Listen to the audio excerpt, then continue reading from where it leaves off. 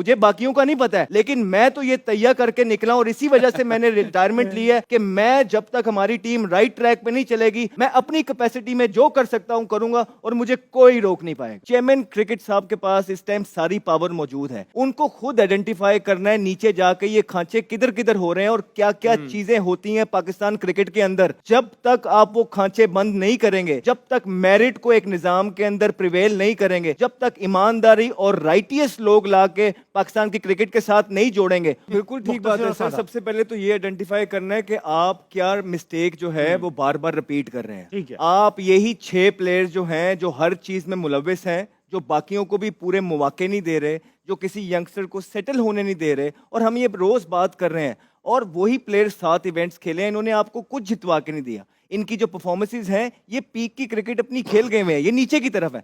सबसे पहले जो है आपने यंगस्टर्स को, डोमेस्टिक के जो बच्चा है ना जो रोज जाके मेहनत कर रहा है, सबसे पहले आपने उनको चांस देना है, और जो चीज आप इन प्लेयर्स से ढूंढने की कोशिश कर रहे हैं आपने वहां। फिर दूसरा, चेयरमैन क्रिकेट साहब के पास इस टाइम सारी पावर मौजूद है, उनको खुद आइडेंटिफाई करना है नीचे जाके ये खांचे किधर किधर हो रहे हैं और क्या क्या चीजें होती हैं पाकिस्तान क्रिकेट के अंदर।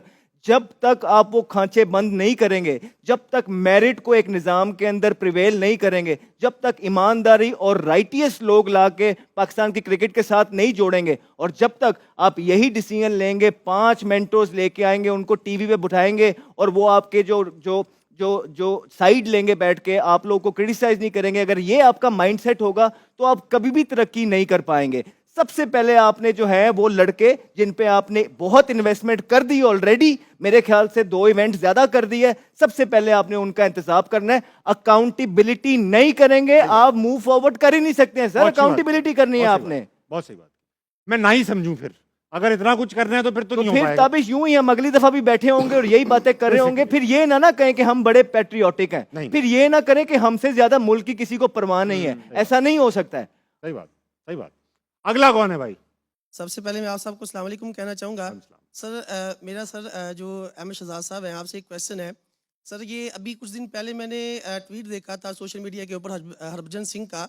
उसने कहा कि जो हमारी पाकिस्तान की जो टीम है, हम उसको कंपैरिजन करते हैं इंडिया के साथ, तो इनका जो कंपैरिजन वो बनता ही नहीं है।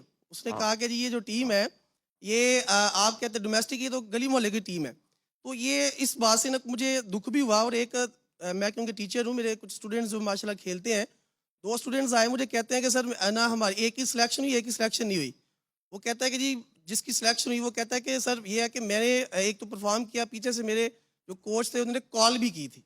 देखें ओके। तो ये वही चीज मतलब है, ये स्कूल के बच्चों में हो रहा है, ये वही चीज है जो इन लोगों ने देखनी है। जब इस तरह का ये ऑडियंस में बैठ के जो है ना इस तरह के क्वेश्चन पूछे जाएंगे तो सोचे कि हो क्या क्या रहा है। हम नहीं बोलना चाहते हैं वो सारी चीजें यहाँ बैठ के, यकीन जानिए बहुत बदनामी हो जाएगी।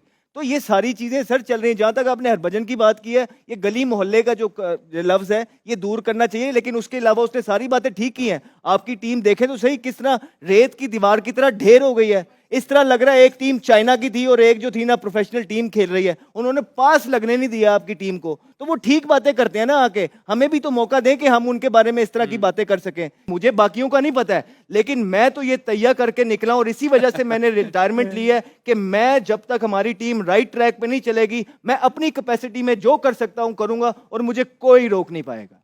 बहुत